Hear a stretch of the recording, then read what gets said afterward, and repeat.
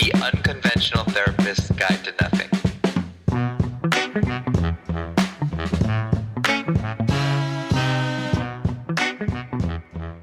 Hey, what's up, everybody? Welcome to the Unconventional Therapist's Guide to Nothing. My name is Dave, and I am joined here with my gracious co-host, Greg. Hello, Greg, Dave. what's up? I feel like it's been a little while. I feel like a little rusty. How do you feel? Rusty?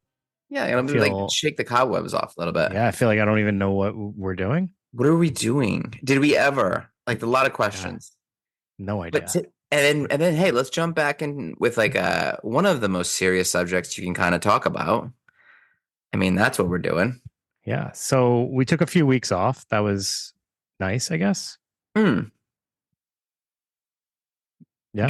Yeah, I enjoyed it. Deserved. It was kind of nice to not have to study for a week. Mm-hmm. We actually attempted to do this episode already in all like transparency, and it just did not work because of internet issues. So yeah, hopefully that doesn't happen again. Yeah, that was a bummer. So when we attempted to do this, we were having a bunch of internet issues and eventually decided to scrap it, and then said, I guess this is just maybe a sign that maybe we need to take a break and blow off some steam. Took a few weeks off. And now we're revisiting that same topic, which I'm not gonna lie. Like you said, it's nice not to have to do homework. This topic in particular was huge the last 3 weeks for me. So I feel like I was still researching and actually like doing in-person implementation of stuff.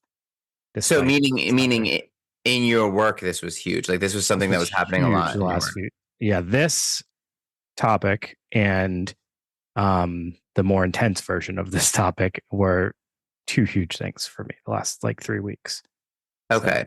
All right. So we're talking about NSSI here. We're talking about non-suicidal self-injury. And I think like what you're alluding to is you've been dealing with this, and also you've probably been dealing with some suicidal ideation, which, these don't necessarily go hand in hand. It doesn't have to be that way. But with apparently of course there are cases where you're dealing with both, and that's a really scary thing. So Dave, what is NSSI? Yeah, so NSSI refers to intentional destruction of one's own body tissue without suicidal intent and for purposes not socially sanctioned. So there's some common examples here. We have cutting, burning, scratching, banging or hitting. And also most people who self-injure have used multiple methods.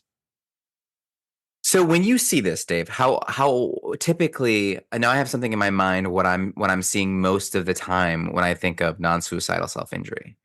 And to me, it's typically comes in the form of cutting. Yeah. That's probably the most reported version of it. Now, and so here's the thing about NSSI. This is something that you sort of touch on a little bit in school. But it's not something you can really get a grasp on until you see it in front of your face, because it becomes this thing where it's paradoxical. Like there's this sense of urgency to fix it. Like you have to fix this. You have to make this stop. But on some in some ways, this is something that's a coping strategy for the person who's experiencing this. So, it's scary, right? It's scary. So it's if you are going to get rid of this as a coping strategy, which is ideally what you want to do, there has to be something in its place to fix it. Yeah. So let's talk about a few things that, might be in the person's mind being accomplished with this. So some of the first reasons that someone might engage in this kind of behavior, first of all, the physical pain diffuses the negative emotion. So if they're feeling significant distress, sadness, grief, whatever that it is, they might engage in cutting, for example, as a way of getting rid of that sadness, because now you're channeling your attention to a different type of sensation. So in a way, you're saying that it can be used to regulate your emotions. So you're out of control. You can't really you're very much in your head, and the thoughts are flowing, and you feel out of control. this physical pain can sort of ground you, right? Well, the way you're making it sounds awesome. So we don't want to say it Yeah. in that Well, way. that's We the want to, part of the problem though, right? yeah. Well, that's the idea. And yeah, you're right. But like that's also like, what we would call like one of those maladaptive coping skills. Like Absolutely. there's different ways to do this. And you don't have to, mutilate your body in order to accomplish that. Another thing is some people say it creates a sense of calm and relief. I mean, it's kind of that similar diffusing, Mhm. negative emotions. It's all, like you said, it's all about emotion regulation. The other big thing, and I think this is like one of the hugest reasons it's such a big problem, it's instant gratification, Mhm. instant relief. So if I feel bad and I engage in this behavior, I immediately feel differently, So right? it's yeah, that's counterintuitive to most people. You think, "Oh, I do this, I hurt myself physically, but somehow it feels good." So it's like this ego syntonic thing. So when you think it would be easy from the outside in, or if this is something that you don't really understand, like how do you get someone to stop cutting themselves? Like why? Like it seems like that would be like an easy thing to do, when in reality is this feels good for them, which is difficult. It's soothing an emotional pain in a sense. Yeah. And like you're saying, Dave, like it is instant relief. Like you have this turmoil in your brain, and then that turmoil in your brain is transferred to that pain in your thigh or wherever you're cutting yourself, and you've gotten some relief. Yeah. And you have to remember that instant gratification is a very dangerous thing, and that can lead to a lot of issues with addiction. So you can get addicted to cutting or Mhm. self injury, the same as you can get addicted to video games, to gambling, to spending, to drugs, anything that gives you some kind of like rush of like dopamine, a Mhm. dopamine hit, right? It gives you a rush. It's instant, that is going to feel good and that's going to make you want to do it again. And then the bad thing is, if it's not already bad enough, you're going to need to do it more frequently Yeah, so because that's you're that's not, it's the like chasing that feeling. You're never going to get that feeling, that exact feeling again. So you're going to chase it harder and harder. so yeah, like that's the insidious nature of addiction. Also, any kind of maladaptive or even like make thinking of OCD a little bit here. So your body feels good, like you said, like you cut yourself and now you have this dopamine rush because you've gotten some relief from the anxiety, from the pain, from whatever it is you're trying to escape. And your brain is saying, okay, so I like that dopamine. I like that little burst of feel good emotion. How did I get that? Oh yeah, I gave them all these awful thoughts in this emotional turmoil. And so your brain kind of keeps that on a loop, and you get the emotional turmoil, you cut yourself, you get relief from it, and your brain wants to remember, how did I get this relief? Oh yeah, the emotional turmoil. And then you're stuck.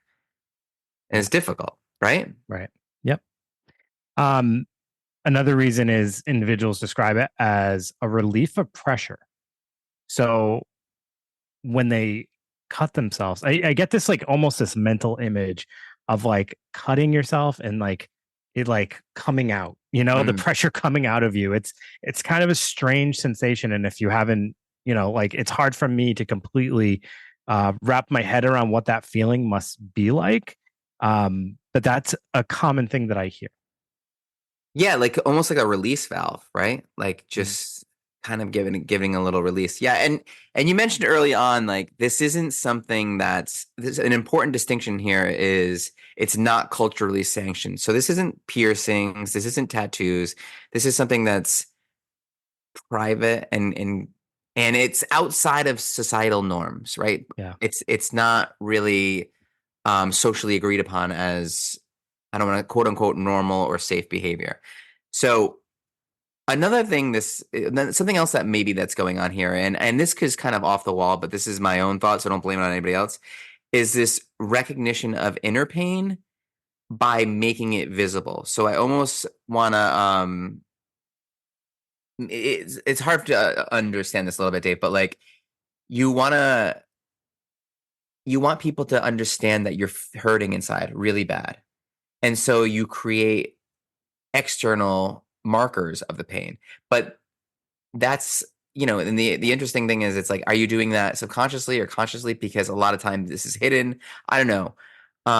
But when I really think about it, I think it really just boils down to, and I can wrap my head around this, that transfer of emotional pain to physical pain. Like, if you're in your head and all you want is relief from that, so you cut yourself, you're feeling Sure.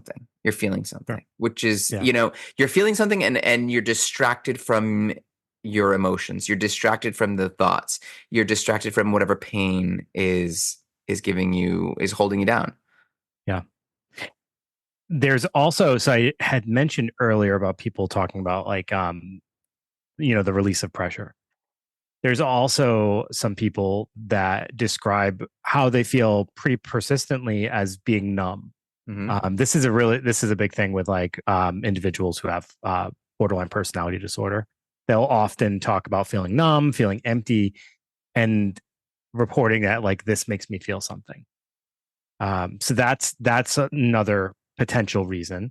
Um, Another one could be punishment for some people who have excessive sense of guilt or self-loathing, or negative emotions about themselves. They might engage in this as a way to punish themselves or to discipline themselves. And the last one I wanted to mention was people with disabilities might engage in NSSI for totally different reasons. So, for example, like self-injurious behavior, sibbing, that's really common within individuals with autism. So you might see that as a way of like expressing like excessive amounts of like external stimuli, um, that they can't communicate as well. But also individuals who maybe struggle with communication issues, who have like cognitive disabilities or things like that, might engage in self-injurious behavior as a way of like communication. Maybe something's wrong, maybe they don't feel well, maybe something hurts. Yeah, I've experienced that quite a bit in my work with people with disabilities, and it can be really hard to tease out the reason. So a lot of times we'll commonly start with medical before we go into some sort of like mental illness or something along those lines. Yeah, what about, like, it's making me think of, historically speaking, like purification. There's been practices historically, like with people, like Opus Dei. Remember that? There's that little, maybe it was like in the Da Vinci Code or something like that, and it was like Yeah, they whip self-injury. themselves in the backs and stuff like Yeah. that. Yeah. Now, is that something that would fall into this category, or is this, because So that's an interesting thing because I feels like that would be more of like a different type of thing because they're doing it to as part of like a ceremonial thing. Mhm, I guess would be the best way I would describe right. it. Not something self-driven that they want to do, but I bet it gets addictive. Oh yeah, there is this, like, the purification thing of it. I wonder if that ever comes into play with people with mental illness, where it's like, you've done something that you perceive is wrong, and you deserve to be punished, and so you punish yourself. Yeah, I don't know. I haven't seen that, but I wonder if that could happen. So, like you said, there's like the examples are, burning, cutting, embedding objects, and men will typically, if they are going to, you know, engage in this kind of behavior, it's going to be like it's going to look a little differently, right? They've sure. like punching things and hurting themselves in that way. Yeah, Head banging, banging your head against the wall. yeah, Um, that's, really intense stuff. So Dave, why don't you get into some stats? Because that's fun. Everyone loves a yeah. couple of stats. So it's most common with adolescents and young adults, as you'd probably imagine. Um, High emotion. Of course, of course. And also, in today's society, obviously the influences are an adult is influenced differently than an adolescent or a young adult. Like there's sources of things that are influencing them. And as we know, there was a significant issue with like how this was represented in social media and also how many people were talking about it on social media, which, even I have my own firsthand report of someone kind of talking to me about, their self harm. And when I talked to them about what made them start trying that, they said I overheard someone talking about it Right. on social media, and it made me think it was interesting and decided to try it. Even if the source is kind of like trying to help people, it's still making it more, bringing more awareness to it, which is makes people, I think, curious sometimes. So it's kind of, it can be a double edged sword when you're trying to bring awareness to certain things. Right. Yeah. Like if it, hmm, that's tough that it's like if they see it as an option when maybe they wouldn't have before, which are going to bring the Exactly. numbers way Yeah. up. Yeah. Yeah, that's Because you got to sad. think, where would most people, learn about this or think? But like, I think what we're also finding is it's something that has happened for Yeah. a long time, and there are plenty of adults, and older adults in this today's day and age that engage in this before they even knew it was a thing. And you hear Right. stories like that all And the time. you bring up that like it's, mostly in adolescents and young adults. And that kind of makes a lot of sense where it's, you haven't had that experience where like you get these elevated emotions, things happen that are so powerful that you think are so important, and at the time they are, but you don't have the insight of like, okay, these emotions come and I've felt so bad, and then they go too, right? So you feel like there's an urgency to kind of get rid of them right away instead of feeling them. You don't get that value. Like I That's remember definitely a thing. like Yeah. when I broke up, like your first relationship. I remember when the first um time I was broken up with, that was a painful thing, and I probably was. You've experienced a breakup? Oh, I thought you never had. I know. I thought you Uh, just were in one relationship your entire life. well, no, thank you. No, thank you. No, no, no, no.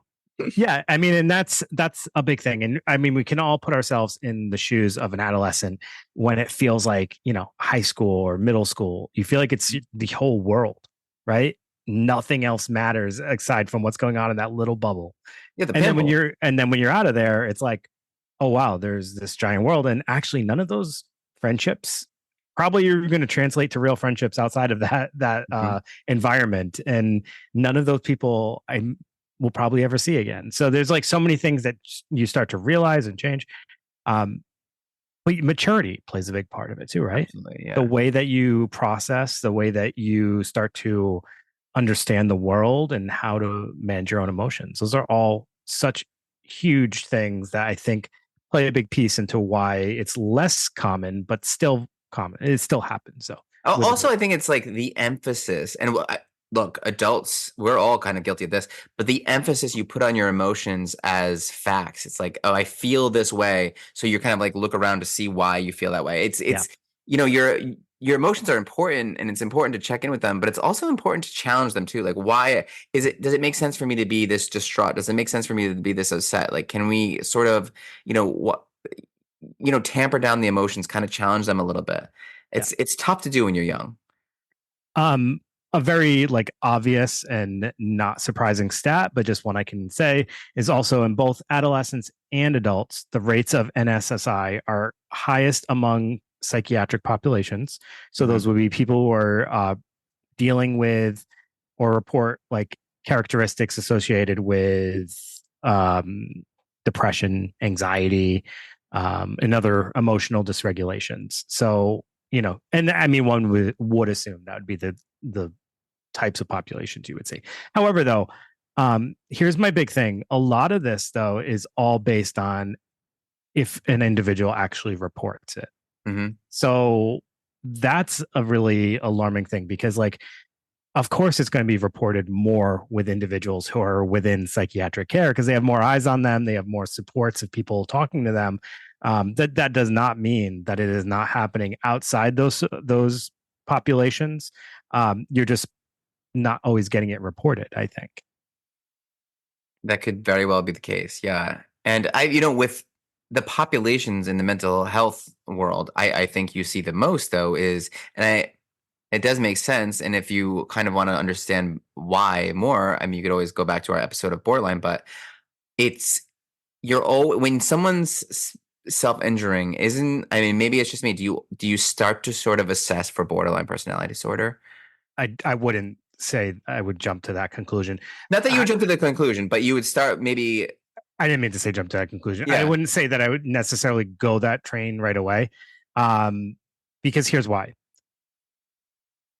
what we were saying earlier about the reasons people engage in it has a lot to do with it. So if someone was engaging in this self-harm in a way that like was trying to draw relationships back to them that they felt like they were losing, or it felt very much like um what's the word? I don't want to say trying to be very sensitive to how I've worded this. Mhm. So if it's something that's like made known to the people around them, and it feels almost like a tool Yep. to Sure. somehow repair the relationship or to maintain the relationship, then yes, I would start to look or even just explore, other characteristics of borderline. Because as we know from that episode of Borderline, what you will often see with people who have borderline personality, it's all about that push and pull of the relationship.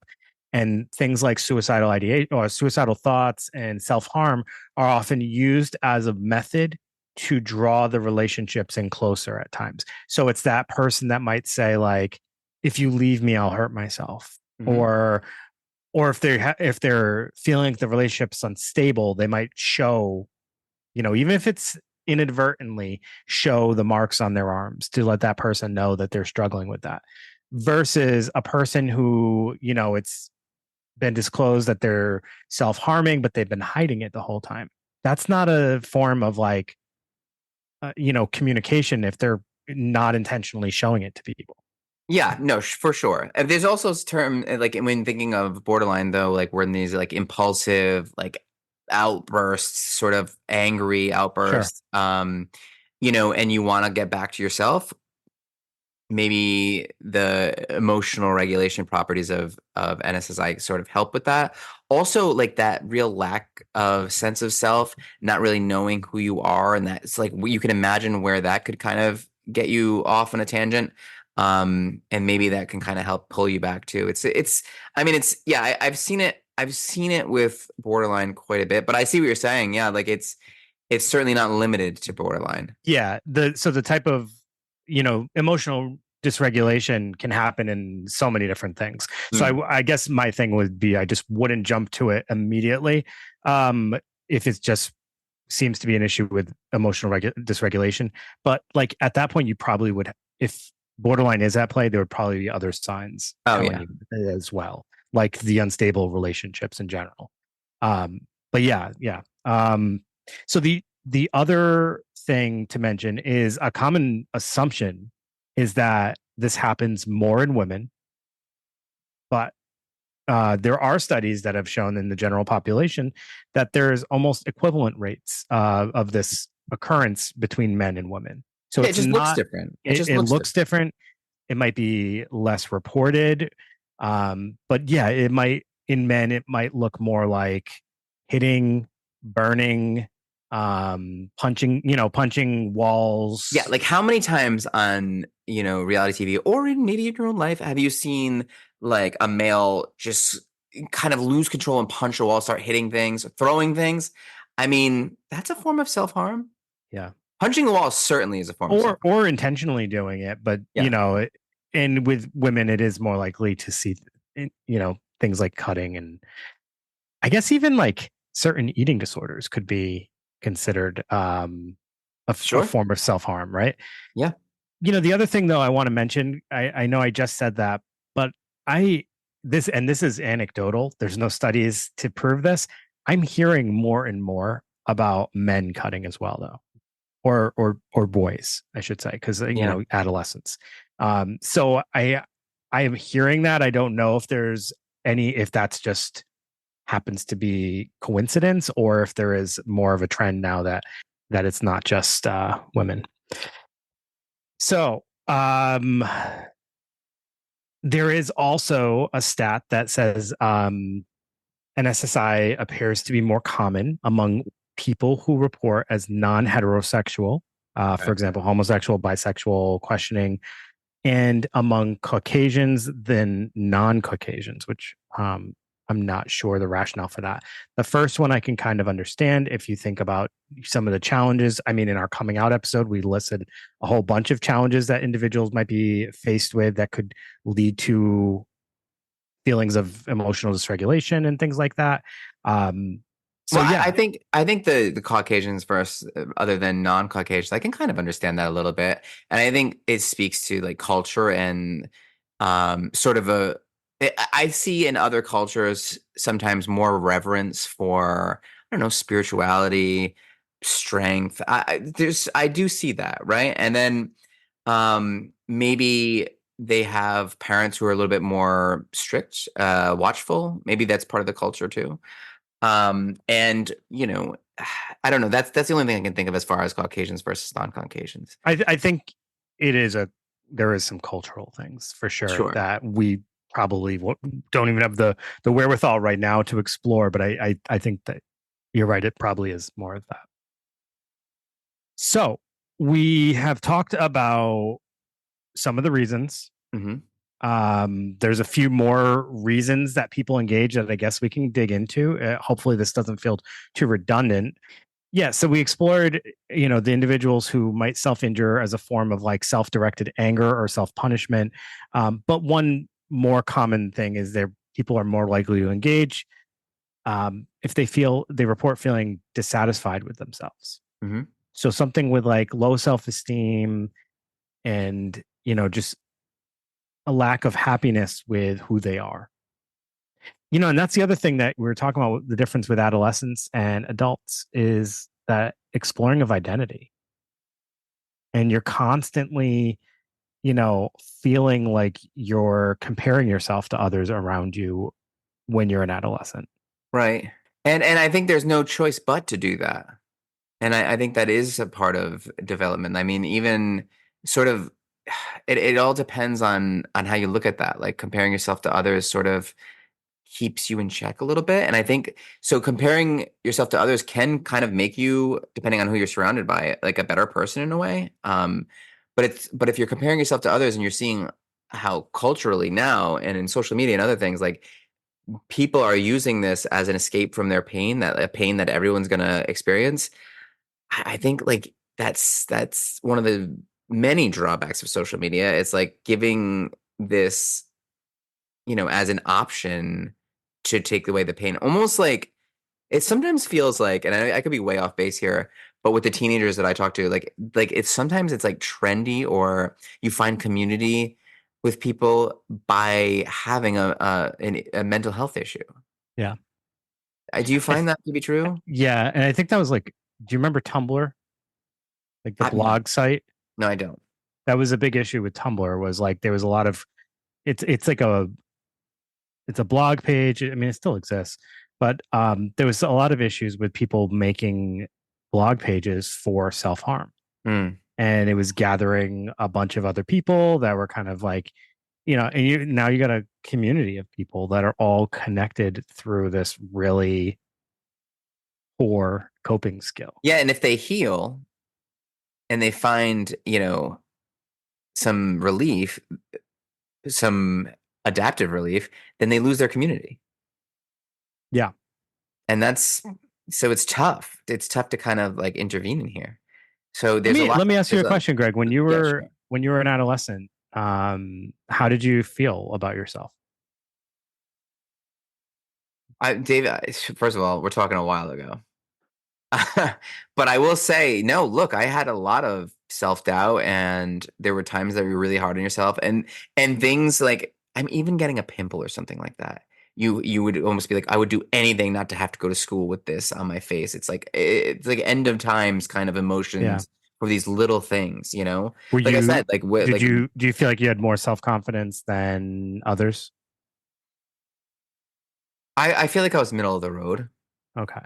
I think that maybe a little bit more. Like I've always been sort of a confident person. Yeah. I don't know why. So is it for you, do you feel like it's hard to put yourself in the shoes of like an adolescent that maybe looks at themselves? Because I was thinking when I was listening to you talk about like comparing yourself to others, I think a lot of it has to do with like also your self view as you're Mm. doing it. So if you already don't like yourself and then you constantly are comparing yourself to others, never a good recipe, right? If you have Right. a decent base of like self-confidence, which, comes from a variety of things. I think some of it is a little bit of biological. Some of it is our support systems, how we've grown up, and the important figures in our lives and how they've built us up. But Y then there's also, friend groups that we've been in and things like that that kind of play a part of it. But like we can all kind of like remember those kids that went to school and you just knew they had zero self-esteem. Yeah, so you make an interesting point here, yes, because obviously two things have to be true at the same time there, because there's that great Teddy Roosevelt quote where he says, "Comparison is the thief of joy." So when you're comparing yourself to others, you're seeing things that you want that you don't have, or you're looking at what you want instead of what you have in your life that you could appreciate. But then also, do you have to compare yourself to others, or understand that you're going to be judged by others, and that's sort of a way to kind of mitigate harmful behaviors, right? It's almost evolutionary. So it's both. So when you're a teenager, it's tough because you're. I think there's too much emphasis on what people think. Um, and there could be almost like a benign, an emotionless look at, or less emotional view on looking at others, and not and sort of like judging yourself or comparing yourself to them, but not be like, oh, yeah, they're different than me in this way, and I'm different than them in that way, and I kind of like that about myself. You know what I mean? Hmm. Like finding like what's good there instead of like just because they're different in this way doesn't mean they're better in any way. Yeah. Um, it's hard though. Being a teenager is hard. Yeah. Being Yeah. young adolescent is hard. It's so emotional. It's so hard. Yep. Um, So there's so another interesting thing we didn't really talk about. So when you're brought up in a home where you don't get to talk about certain emotions, like sadness, hurt, or disappointment, there's some individuals who report that cutting becomes like an acceptable way to feel pain if they're told that like it's not okay to be sad or, you know, to be hurt by things. that's So actually this is, fascinating. Yeah, that's yeah, actually yeah. really interesting. I haven't come Um, across this too much, but it is an interesting concept. it's an interesting thought, right? So yeah, like if I could see that you're not, if even growing up, we've talked about this before. Like if I was to cry in my household, my father might have a problem with that. But if I'm bleeding, maybe that's okay for me to kind of show that emotion. Yeah, So if it's like you have to let that emotion escape, like you have to kind of find a reason for it. That's interesting. yeah, yeah. What do you think? Like, talk about some strategies, Dave? Sure, sure. There's I mean, this is tough. This is probably where this week it's really weighing on me, this topic, because like um strategies are only as good as the person who's willing, like the person's willingness to implement them. Hmm. So that's where you got to challenge, especially in our roles where we're more of just a voice box that Yeah. like the person then leaves our care after their session and we have no real control over what they engage in. So I think that can be really challenging and I'm feeling some of that challenge this week, especially, but things that we know are helpful. But Dave, but while you're saying that, Yeah. like this though, um, in all the different ways we've kind of talked about how this manifests and the reasons why it manifests, what you're doing just by the sound of your voice and everything, it's like you're caring and you're listening. And as soon as that happens, as soon as this person comes somewhere where someone cares and they're listening, that's when the healing starts taking place. I mean, for Yeah. real. So Yeah. like So hope. you don't need to put too much pressure on yourself. Like just care and try your best, and they'll. I think the first step is kind of helping them understand that this is a maladaptive. Like this isn't something we want to do. This isn't going to create hurting yourself on any level is going to be negative for your self esteem. That just kind of goes hand in hand. So if you're hurting your body and there's dangers in it too, and you already Oh yeah. have. I know you already have experience with people who have gone through very dangerous scenarios because of infection or whatever else. So Yeah. I mean, it's kind of like psychoeducation, but there's also like medical education, like real dangers of this. Yeah. Absolutely. So things that we know are helpful. Self-awareness. So knowing your emotions are temporary and knowing that you're able to handle them. I Hmm. think that's a big piece is People don't have the confidence at times to know that they can handle a tough emotion. Also, they forget that things are temporary because they feel like, oh, this is good. It's always going to be this way. You get into that train of thought. That's just everything so feels so permanent. So reminding yourself or learning that things eventually will go away. That's a big one. And And the only way you're going to learn that is if you feel the emotion through without having some kind of, um, without cutting or yeah, doing some kind of coping strategy that's maladaptive, right? So you got to feel the emotion to know that it's going to pass. and that's the other thing is you have to understand that getting through or getting overcoming something like this is really challenging and it's not a quick fix. It will feel uncomfortable. It Hmm. will probably feel even more uncomfortable than when you start the process. It will get more intense because now you're going to be denying yourself from that feeling that you're Hmm. looking for that you've been so used to. So that's something that I try to explain to people right off the bat, which can be really challenging for them to hear. I don't have a magic fix. Part of what I'm going to ask you to do is going to feel really uncomfortable. And most people that we work with don't like discomfort. Right. But Most of the things they do is to avoid discomfort. it's that same old like Hippocrates quote though. If you can't heal someone until they're willing to give up what made them sick. And I think that people start to think that this is, an antidote to their sickness. But the reality is, you cannot be hurting yourself and then have good emotions, have good self-esteem. Like you can't be harming your body and have good self-esteem at the same time. It just doesn't. It just doesn't work that way, Yeah. and that's hard. Yeah, absolutely.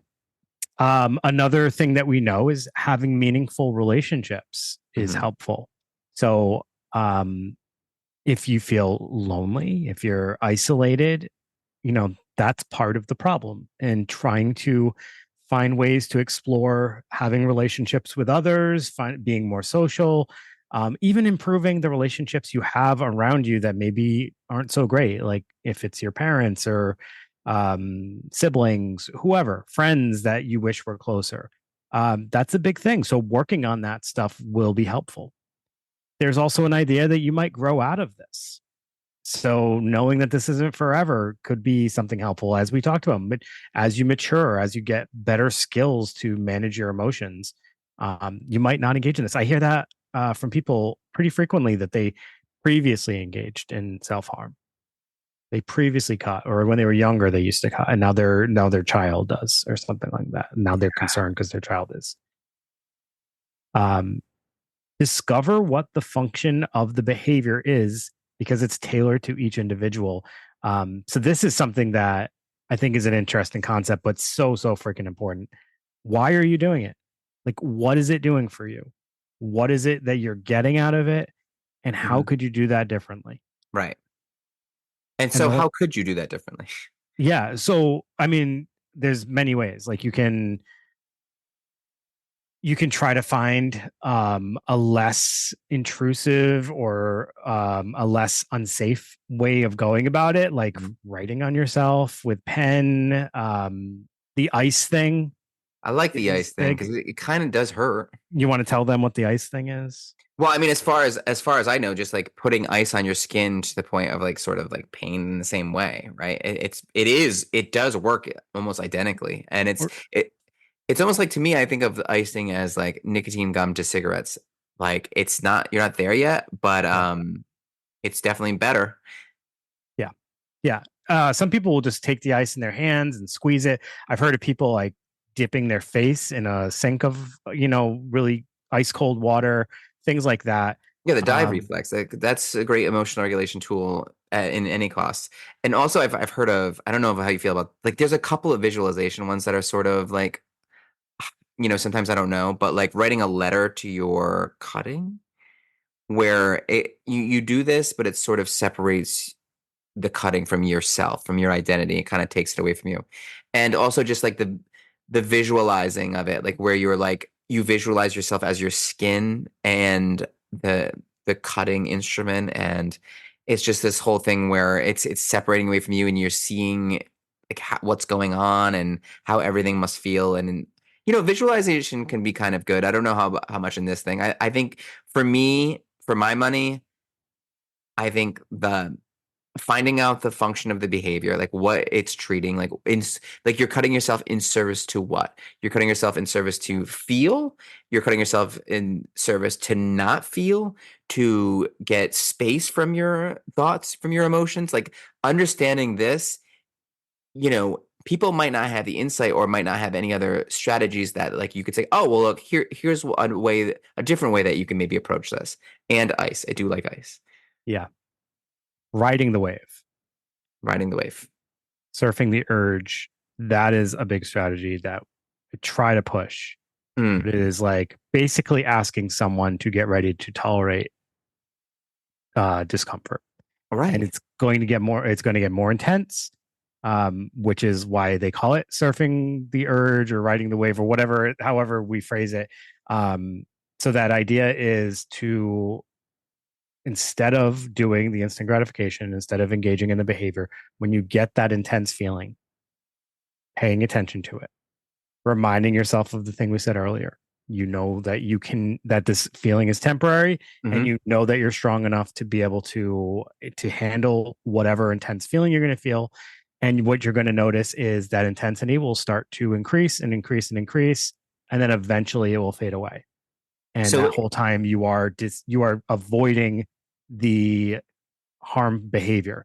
Occupy your hands, hold on to something, squeeze onto something, allow the feeling to go through you, and eventually it will fade away. The next time it happens, you might notice that it still is pretty intense, but do the same approach. And over time, it will become less and less intense, and eventually might, hopefully, it should just fade away. So that sounds very close to if you're treating like a pretty common treatment for OCD is exposure and response prevention. So like you get them to want to do that compulsion and you either delay, which with OCD delaying it for like a few seconds, you can kind of work with that for a little while. With this is a little bit more urgent, but you delay it or you feel that and then you notice that like even you're absolutely right where it's like it's gonna get so intense that you feel like that's gonna be the moment where you would cut. That's gonna be the moment where you would flick the like switch 45 times. That's gonna be the moment right there. So if you can get there and stay there, it's only gonna be intense for so long. Like you can't stay in that level of intensity forever. Your body just can't. It doesn't have enough neurotransmitters to keep you at that high level of anxiety for too long. So you'll be there, but then you'll start to feel a little bit better. Right. And maybe there's ways to distract yourself. Maybe there's like all kinds of strategies you can do. So this is something that people deal with, but this is also something that's very treatable. And it certainly doesn't need to, last forever. I think the really important thing for anybody who's like treating someone who engages in NSSI, or if you have it yourself, don't assume that person can just stop. Hmm. They've been doing this as a coping tool for however long they've been doing it. Even if it's a short duration of time, this has become their new coping skill. They're going to need to replace it with a more effective method. If you do expect them to go cold turkey, you're probably going to see someone who now feels a ton of pressure. It could cause a rift in the relationship, or they could just, if you're in someone that's in a treatment position, it could avoid them coming back for treatment. Yeah, and like in terms of family too, because of course your family is going to be like, "Hey, stop that, like that. You need to stop that right now," and not really understand that you're taking away someone's best coping strategies. It's like the same thing if like you an alcoholic, you're like, "I'm just taking your alcohol away right now and not going to replace it with anything else. Like you're just high and dry." That's almost impossible, Yeah. So it's going to take a lot of support and it's going to take a lot of rethinking the way your relationship with the cutting or the self-injury. It's because you essentially you're going to see someone with this most of the time because their family or somebody in the relationship has a problem with this, right? It's not so much that they have a problem with it for the most part, Yeah. unless maybe you're seeing maybe that's when you see more with borderline, right? They might tell you. Right. So Yeah. yeah, I mean, and right, like you said, I mean, what else can we say as far as like, you know, giving people some peace of mind with this? Well, I guess the biggest thing I could say would be, um, I mean, this is not like a permanent illness. This is, as we mentioned, it's a coping tool that you picked up at one point in Mhm. time. And the real solution is trying to go backwards and try to figure out, why did you pick it up?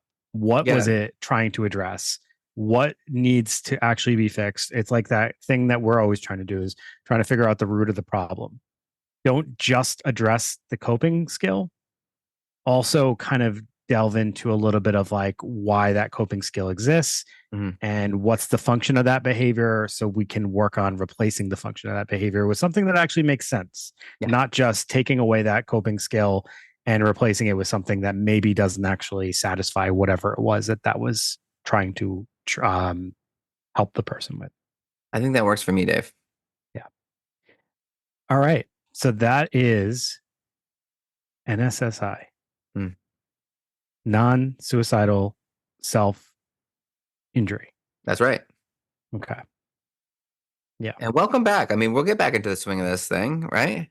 Yeah, it was a little rusty, I guess, but it's a tough one to come back to, man. That Tough one to was come back to. heavy, heavy, heavy.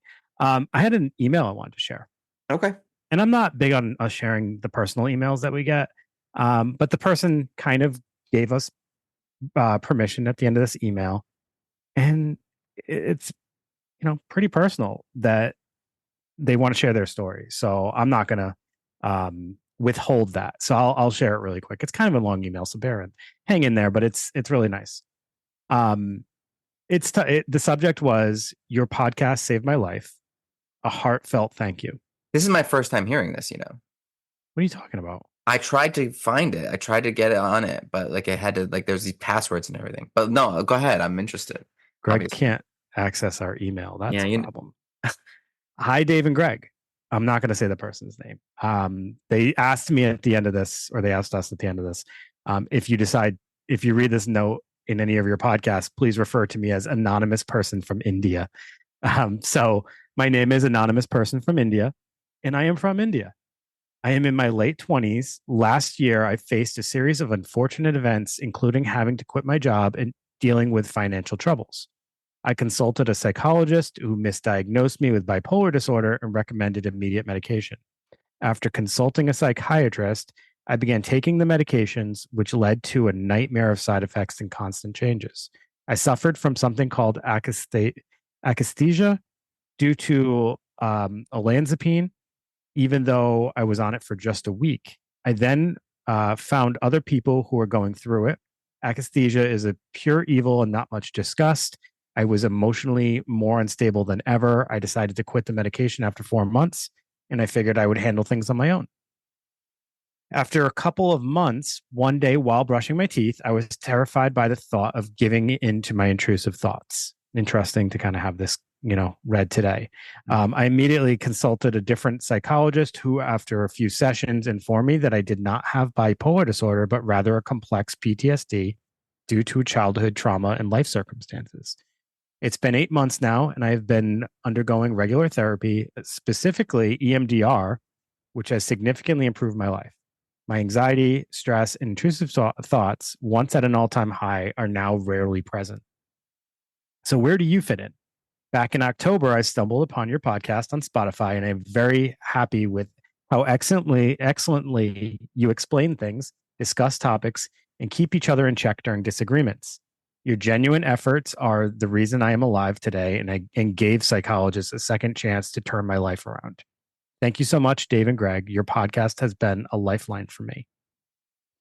They will go on to explain that they're moving to Germany for their masters.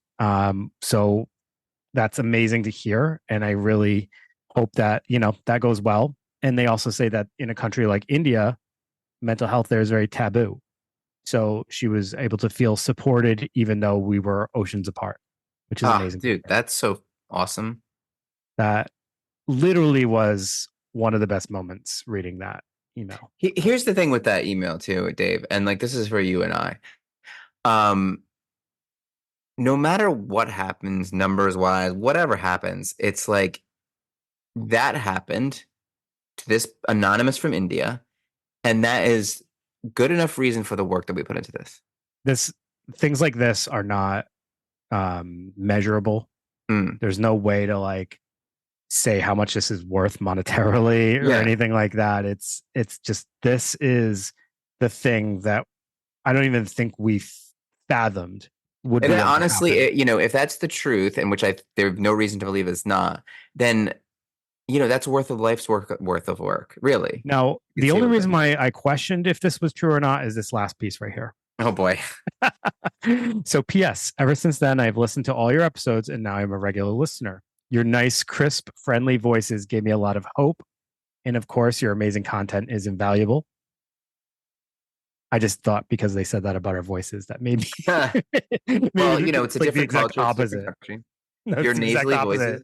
Oh, yeah. We're always talking about how much we can't stand to hear our own voices. But no, honestly, that email really, like, it was so interesting because it was the day after we attempted to do this episode and we couldn't do it. And I think the next day I was feeling a little defeated because I really did not want to miss a week. Right. And we decided, all right, we'll have to just roll with re-releasing an episode. And I was having an internal conflict about that because I was like, damn, we're going to lose all of our momentum and all this stuff. And it's like, how are we, what are we even going to do going forward? I don't know. It was like, it felt very monumental, even though it was like a really small thing. And clearly it was very small because 3 weeks, here we are doing it again. But then that email came in and I was like, oh, this is why we're doing it. Well, and plus it's already so to me, it's already a success. So like whatever we do after that is just bonus. And I don't want to ignore that there are other emails that we've received like this. So there's been a plethora of amazing stories shared with us and just people reporting how they've connected with this content or how it's helped them with, their studies or something they're going through, whatever. So much appreciated. Really amazing stuff. Yeah. Thank you. Greg. Yep. What should we tell people? I don't know. Is there something to tell them? Yeah. Oh, like and subscribe, please. Oh, wait, not subscribe, right? Yeah, like and subscribe. So we're going to be posting this on YouTube. This will be our first video episode. So Greg, you're on video. I know. And I know, I forget. Yeah. So yeah, we'll see how this goes, but we've heard a ton of people kind of telling us, I wish there was video content. I don't know if this is any better seeing our faces. I don't know if that makes this actually it's probably ruining it. Yeah. There's a ton of people probably have no idea what we look like. And now they're like, oh my God, look at those men. They're hideous.